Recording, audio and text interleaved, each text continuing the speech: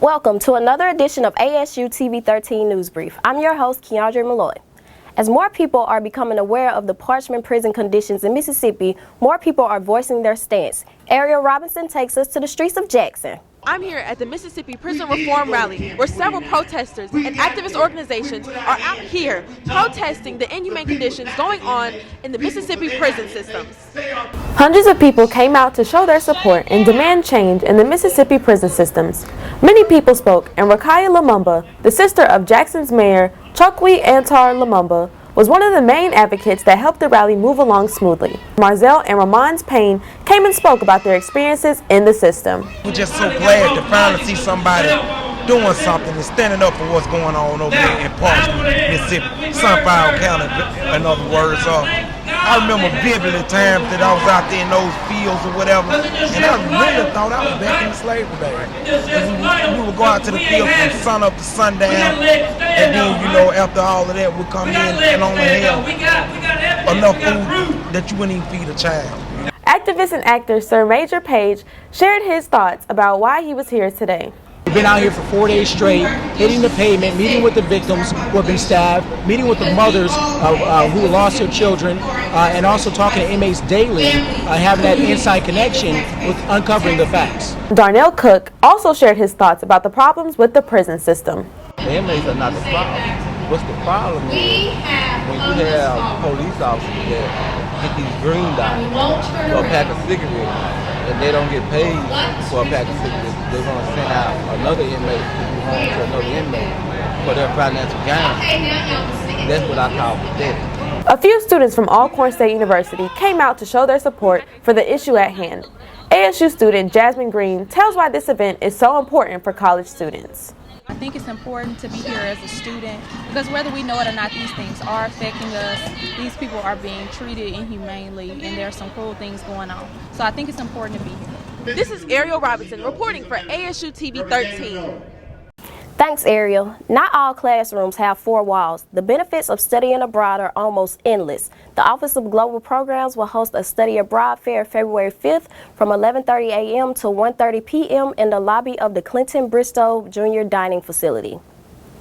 Career fairs can be a golden opportunity. Jay Douglas has that story. Hello, I am Jay Douglas reporting for ASU TV-13. Today I am in the Union where Alcorn State University is hosting Career Week. On Wednesday, January 22nd, Career Services hosted career fairs in the campus union. Students of all classifications got a chance to speak with different companies and potential employers. Felicia Pittman, Director of Career Services, shares more details.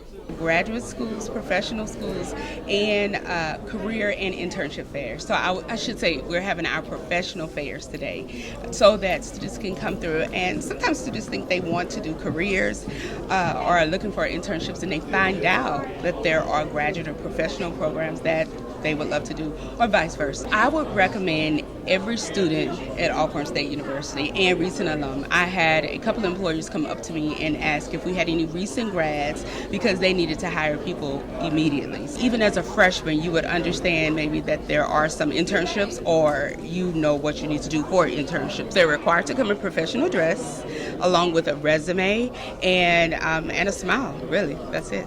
Sanderson Farms, Cintas, Bancorp South, and several federal agencies were in attendance.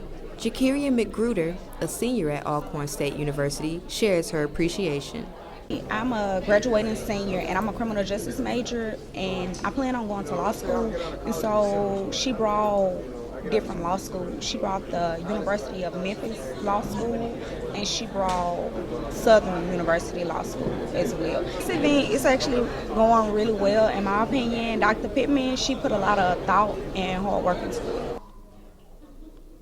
Throughout the event, students, faculty members, and guests were able to enjoy a plate of food and each other's company. For more information on career services, visit the second floor campus union or handshake. This has been Jay Douglas. Thank you. Having health insurance can save you money on doctor's visits, prescriptions, and other healthcare services. To learn more, join the Sweet Truth About Health Insurance on February 5th at 7 p.m. in the Female Honors Hall. Graduation is an exciting time for seniors, and for some, graduate school is right around the corner. Deshane Fry has more about the process of being accepted into a graduate program. I'm currently standing outside the Walter Washington building here at Alcorn State University, where all things admission takes place with Alcorn State. From student records to graduate admissions to admission itself. Now, speaking of graduate admissions, we do understand that there will be some graduating seniors this upcoming May. We're going to go inside and take a look as to how some graduating seniors are applying for graduate school, either here at Alcorn or elsewhere. As graduation draws closer, seniors are gearing up to face their future. Ms. Belinda Smith has more on graduate admissions here at Alcorn State University. If I was an undergraduate student here at Alcorn State University, the fall semester I start my classes to end in May, I would start applying for graduate school here. You can put an application in, electronic application in at any time. Normally, a 3.0 is a requirement to get accepted into a program. However, here at Alcorn, things are a bit more laxed. Oh, at Alcorn State University, you have to have a 2.50. 2.50. We give you a chance to come here. You know, we don't say that you have to have a 3 to get here. Not at Alcorn. You can come here with a 2.50. Due to recent outbreaks, Alcorn has decided to further strengthen its immunization policies. Enforcing the immunization policy that's been going on all around the country. Our new president brought that to our attention, that we weren't enforcing the immunization policy in graduate school like we were in undergraduate school. And all of you all, because you're so young, you have what you need. MMR1, MMR2. That's 2 doses of MMR. And you had those. The best thing to do is call your parents to see where you had your immunization shots and obtain those records, and as an adult, you'll be responsible for those records. It's that time in the semester where mass communication students get to express themselves through music through their weekly radio shows. Dejana Sims takes us on the air. The students of the Mass Communications Department have started their own radio shows for the semester. These shows help students gain experience in the broadcasting field by producing and hosting their own radio shows. Professor Larry Sanders explains the steps to have a great radio show. I feel that a student needs to have definitely personality. The music is a key component to that, but the personality is a key. It's a must. They have to have good speaking segments on there as well, because that's the thing that brings people back every week and every week and every week. With these being students' first shows, they can have many emotions. Ariana Forby explains how she felt about her first show. I felt really good about this show. Even though it is our first show, we do need improvements, interact with each other more. However, I feel like it can improve over time. So with that being over time, we can grow, be better, and be a good show. With the hands-on experience they gain here at Alcorn's radio station, it is preparing them for the real-world broadcasting field. This is Dejana Sims for ASU TV-13. Okay, now we're back in the studio with Miss Ariel Robinson. She's the president of the National Association of Black Journalists chapter here at Alcorn State University. How are you today, Ariel? I'm great. How are you? I'm good. So I wanted you to tell me a little bit about the chapter here at Alcorn. Okay, so the chapter just recently got founded when Renessa Malsey was the president. And basically what we do here in NABJ is try to get the students to get an idea of, journalism, and not just how it relates to in the news, but also in radio, television, broadcast, print, whatever it is. And we actually have a lot of upcoming stuff coming for this semester. Like, we have a Lunch and Learn series where basically we get someone in the field to come and talk to the students, and they get to ask them questions, have an interactive session, and then everybody has lunch. So we have a lot of things upcoming for this semester. Okay, so tell me about some of the conferences that go on for the NABJ. Okay, so some of the conferences include where students have the chance to go and talk to other professionals, other students, have workshops where they learn about the equipment, what it takes to really be in the field, what people have to go through during that day and during that time. And then I know they have a really big conference during the summertime where many people sign up, like hundreds of people sign up and go and basically just learn and go through different workshops, get to network with different people, different companies, showcase their talents as well as learn from the professionals in the area. Okay, thank you for joining us today, Ariel. Thank you for having me. A flyer, bassist, and a back spotter, all positions needed for a stunt group. And here's your chance to become one of them.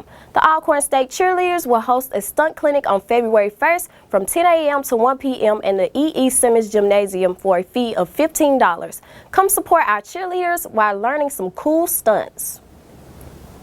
The campus of Alcorn State University holds the only metrology laboratory in Mississippi. Trevin Day gives us a special look. Have you ever wondered, what is that building on the right-hand side after you pass through the front gate?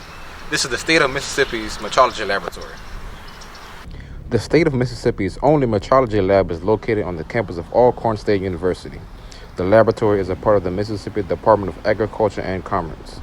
The purpose of the lab is to test equity in the marketplace.